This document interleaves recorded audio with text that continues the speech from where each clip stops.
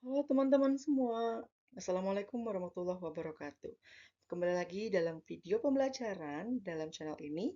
Perkenalkan, nama saya Muhammad Lutfi Azhar dengan NPM 2021 1550 0010. Saya dari Program Studi Pendidikan Sejarah Universitas Indraprasta PGRI. Dan dalam video kali ini kita akan membahas tentang konsep keanekaragaman makhluk hidup. Stay tune!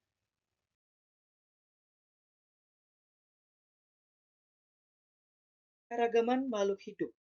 Nah, sebelum kita bahas lebih dalam lagi, kita harus tahu dulu nih, apa sih keanekaragaman makhluk hidup ini? Nah, keanekaragaman makhluk hidup dalam istilah, ya ini bisa disebut keanekaragaman hayati ataupun orang biasa menyebut biodiversitas, ya.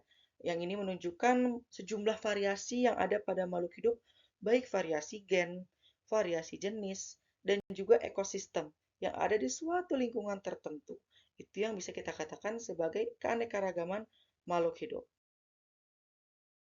Keanekaragaman makhluk hidup atau bisa disebut dengan keanekaragaman hayati yang ada di bumi kita ini tuh merupakan suatu hasil proses evolusi yang sangat lama sehingga melahirkan bermacam-macam makhluk hidup. Nah, keanekaragaman hayati ini dapat kita kelompokkan atas keanekaragaman gen, jenis, dan juga ekosistem yang ada. Dengan makhluk hidup. Nah, yang harus kita ketahui pertama adalah makhluk hidup tersusun atas unit satuan terkecil yaitu sel. Nah, di dalam tangga satuan susunan makhluk hidup ini, di bawah sel ini tuh masih ada molekul yang lebih kecil daripada sel. Dan sebelum itu, inti sel terdapat materi pembawa sifat disebut gen. Jadi di setiap sel itu memiliki gen-gen yang berbeda-beda. Yang mana gen ini akan dibawa menjadi suatu organisme baru gitu ya, yang akan menjadikan cikal bakal terciptanya organisme yang berbeda-beda jenis. Kita juga harus mempelajari nih dari susunan makhluk hidup sesuai dengan tangganya. Pertama ada molekul, molekul membentuk sel, sel membentuk jaringan, jaringan membentuk organ, organ membentuk sistem organ. Ketika semua itu sudah terbentuk, jadilah organisme. Organisme makin banyak menjadi populasi, populasinya juga semakin banyak menjadi komunitas, komunitasnya semakin berkembang menjadi ekosistem, dan suatu ekosistem yang luas, ya ini disebut dengan bioma.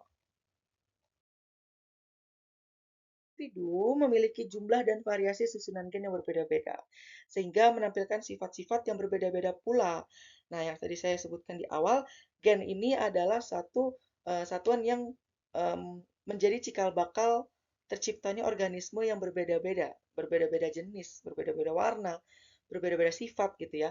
Saya memberikan contoh di sini adanya satu jenis tanaman bunga yaitu bunga mawar. Di sini bunga mawar itu satu jenis bunga mawar ya, tapi berbeda-beda warna nih. Ada jenis warnanya itu ada warna merah, mawar pink, warna ungu, mawar warna kuning ataupun orange. Nah, ini menunjukkan bahwa satu varian pohon bunga mawar itu pun memiliki gen yang berbeda-beda sehingga menciptakan jenis warna mawar yang berbeda-beda pula ya, dan itu juga gen ini mengaruhi perbedaan ciri-ciri dan sifat pada makhluk hidup atau organisme yang ada seperti itu. Mungkin itu saja yang kita bahas dalam video kali ini. Jika kalian rasa video ini bermanfaat dan menambah ilmu wawasan kalian tentang makhluk hidup, klik like di bawah. Dan saya mohon maaf bila mana ada kesalahan dalam penyampaian dan juga perkataan saya. Saya pamit undur diri. Wassalamualaikum warahmatullahi wabarakatuh. Sampai jumpa.